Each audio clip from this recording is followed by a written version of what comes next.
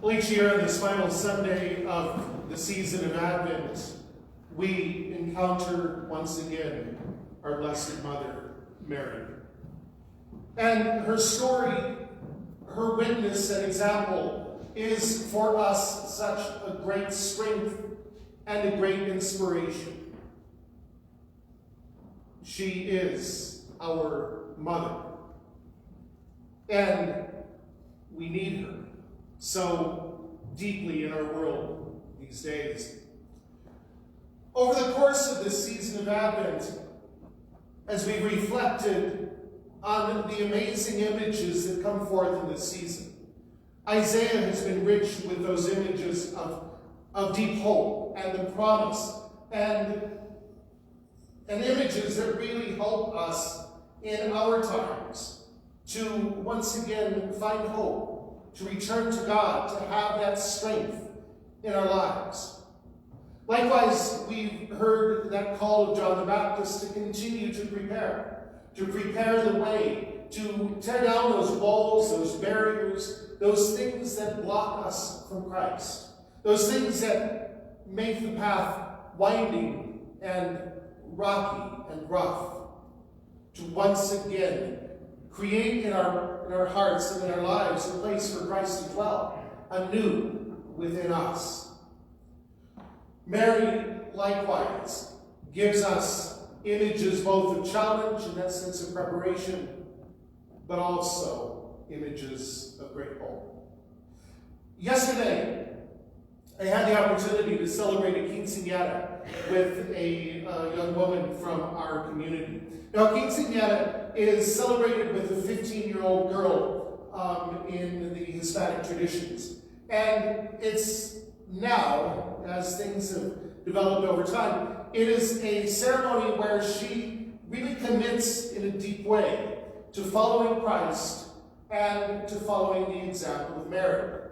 The reading that goes with that, with the quinceañera, is the Visitation, Mary to Elizabeth and Mary's great Magnificat.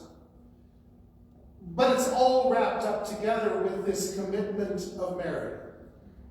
And the young woman makes an act of thanksgiving, and in that act of thanksgiving, she promises to follow Christ more deeply in her life. She promises to serve her brothers and sisters. And she promises to follow the example of Mary in her yes. That example that Mary gives in doing the will of God. I'm always struck, whenever I celebrate a quinceañera, that Mary would have been about the same age as the young woman celebrating. And consistently, and we can say, yeah, it's because Mary was full of grace. She was conceived without original sin. She was filled with that grace of God. That allowed her to say yes. But you think about it, this is a 15-year-old girl that says yes when the angel Gabriel comes to her. She has, even in the midst of whatever fear and uncertainty that the angel's appearance puts in her, she doesn't bat an eye. She says yes to God. Yes to be the handmaid of the Lord. And I'm always amazed how she had such strength. Custom at the time would have been that an unmarried pregnant woman would have been stoned to death. She knew that. That was part of the culture. That was part of the heritage that she lived in. And yet, she didn't worry about what it would mean for her. She didn't worry about the shame that it might bring to her family. She was focused on one thing, and that was doing the will of God. Her example is so important for us. Because as she does the will of God, she is filled with humility. I am the humble handmaid of the Lord. May it be done to me according to your word. Her yes is a yes of trust And her yes is a yes of surrender to God. That sense of trust, knowing all that could happen. Mary trusted that God would handle it. God would take care of it.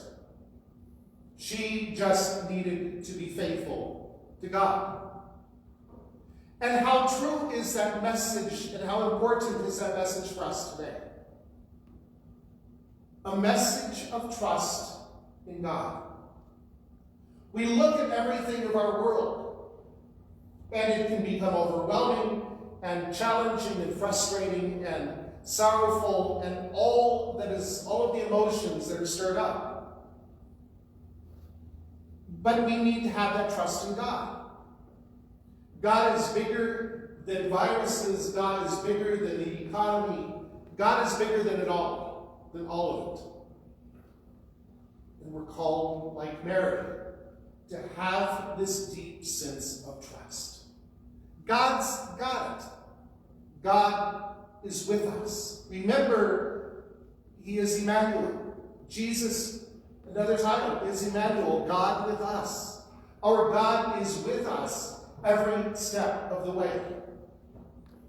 Don't lose that faith. Don't lose that trust in God in the midst of everything in our world.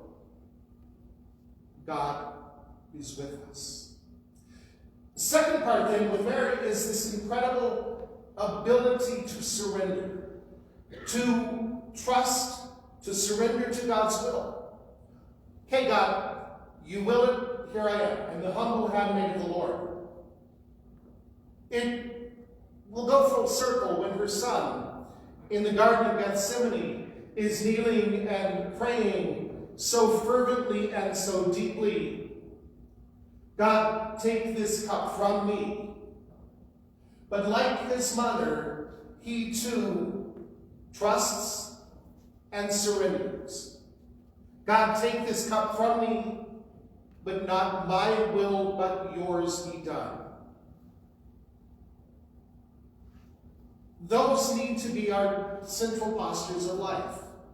Because ultimately, in both trust and surrender, we're giving ourselves to God. We're putting ourselves in God's hands. And we're allowing God to lead. We're allowing God to guide us. It isn't about me. It's all about God. And these days of uncertainty, these days of challenge, these days of our world, we have to admit that at times all we can do, and the best that we can do, is to trust, to surrender to God, to pray like we've never prayed before, and have faith. God is with us. Christmas reminds us of that our God was born as one of us. Emmanuel, he is God with us, and he will always be with us. We're not abandoned. God hasn't left us, but he is here. He is here with us, within us, leading and guiding each and every step, each and every breath of our lives. Look to Mary in these days.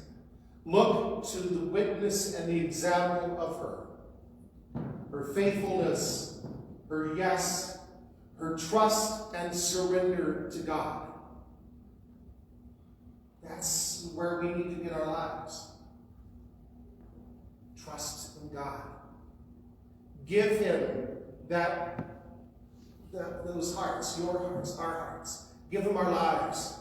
Surrender to him, to do his will with faith and with courage, with the example of Mary, our Blessed Mother.